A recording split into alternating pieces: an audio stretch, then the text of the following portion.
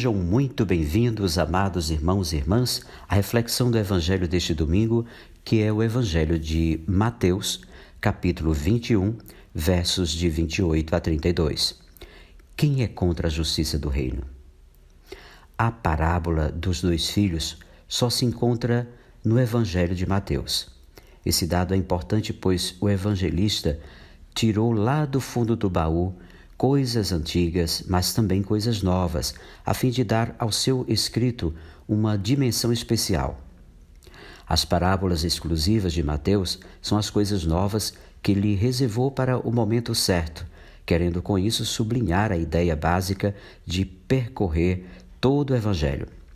Essa ideia básica é o tema da justiça do reino, como já tivemos oportunidade de ver nos comentários aos evangelhos dos domingos anteriores. Jesus está em Jerusalém, e mais exatamente no templo, centro do poder político, econômico e ideológico daquela época. É aí que ele ele conta 3 parábolas, sendo a primeira delas a parábola dos 2 filhos. As outras 2 irão aparecer no próximo domingo ou nos próximos domingos.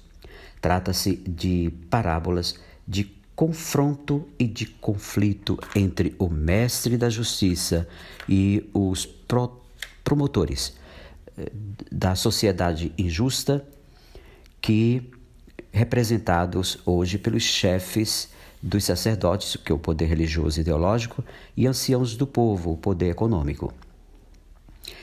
Quem é quem diante da justiça do reino? A parábola fala, e é simples, porque Jesus se dirige de forma provocadora às lideranças político, econômicas e religiosas do tempo, perguntando: o que vocês acham? A parábola, portanto, é uma provocação de Jesus aos que servem de suporte a uma sociedade injusta. Ao responderem à parábola, eles serão forçados a se posicionar e, consequentemente, acabam emitindo a própria sentença. A parábola fala dos 2 filhos com atitudes contrastantes. O filho mais velho é muito impulsivo e reage com um não quero, quando o pai lhe pede que vá trabalhar na vinha. A seguir, pensa melhor e volta atrás. Depois arrependeu-se e foi. O filho mais novo é cheio de etiquetas, incapaz de responder impulsivamente: sim, senhor, eu vou, mas acaba não indo trabalhar na vinha. O filho mais velho representa os pecadores e os marginalizados que aceitam a mensagem de Jesus e se comprometem com a proposta da justiça do reino. O próprio evangelista Mateus está entre essas categorias sociais, pois era cobrador de impostos. Junto com as prostitutas, constituíam os grupos sociais mais detestados pelas elites religiosas e políticas do tempo de Jesus. Os donos do saber e da religião haviam decretado que essas categorias de pessoas não teriam parte no mundo futuro, exatamente o contrário de tudo que Jesus ensinou. Cobradores de impostos e prostitutas, portanto, são a síntese da marginalidade, considerados pecadores públicos. O filho mais novo recorda as pessoas de bem, maquiladas de religiosidade e justiça, portanto, prontas a se escandalizar e a se levantar em defesa de suposta verdade, mas presa fáceis do dinheiro, que são os anciãos, eram latifundiários, crentes de que estavam cumprindo a vontade de Deus. Desde o começo do Evangelho de Mateus, os chefes dos sacerdotes estão ao lado de Herodes, que pretende matar Jesus. Herodes morreu em seguida, mas os chefes dos sacerdotes e os anciãos do povo, membros do Sinédrio, serão os responsáveis diretos pela morte do mestre da justiça. Notemos ainda 2 coisas, ou 2 pontos. No Antigo Testamento, todo Israel era considerado filho de Deus. No tempo de Jesus, todavia, as elites haviam determinado que os pobres, analfabetos, cobradores de impostos, prostitutas e outras categorias de marginalizados deveriam ser considerados malditos de Deus, portanto, excluídos do povo. E o segundo ponto, o pai pede ao filho para irem, ou aos filhos, para irem trabalhar na vinha. Esse, hoje, não é um dia apenas.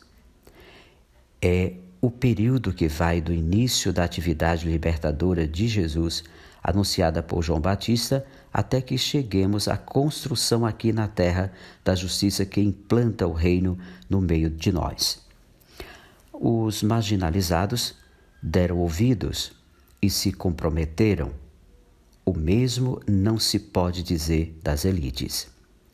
Isso nos mostra que ser filho obediente do Pai não é questão de palavras, mas de gestos libertadores, à semelhança da prática de Jesus.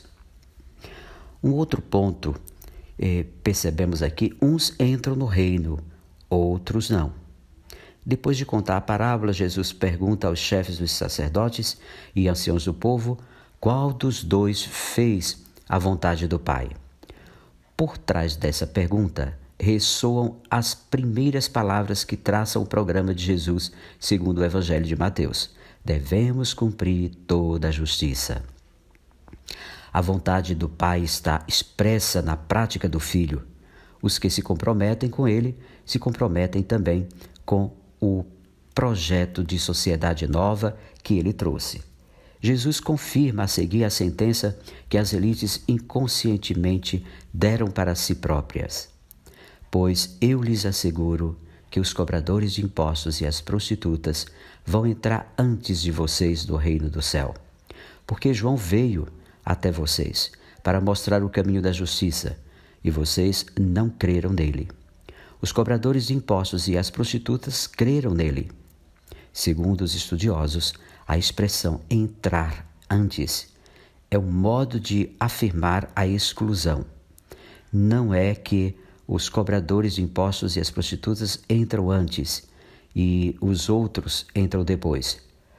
Afirma isso assim, que os primeiros entram e os segundos ficam fora. E isso está de acordo com a parábola, pois o filho mais novo diz sim e acaba não indo trabalhar na vinha. Ressoa mais uma vez a afirmação de se a justiça de vocês não superar a dos doutores da lei e fariseus, vocês não entrarão no reino do céu.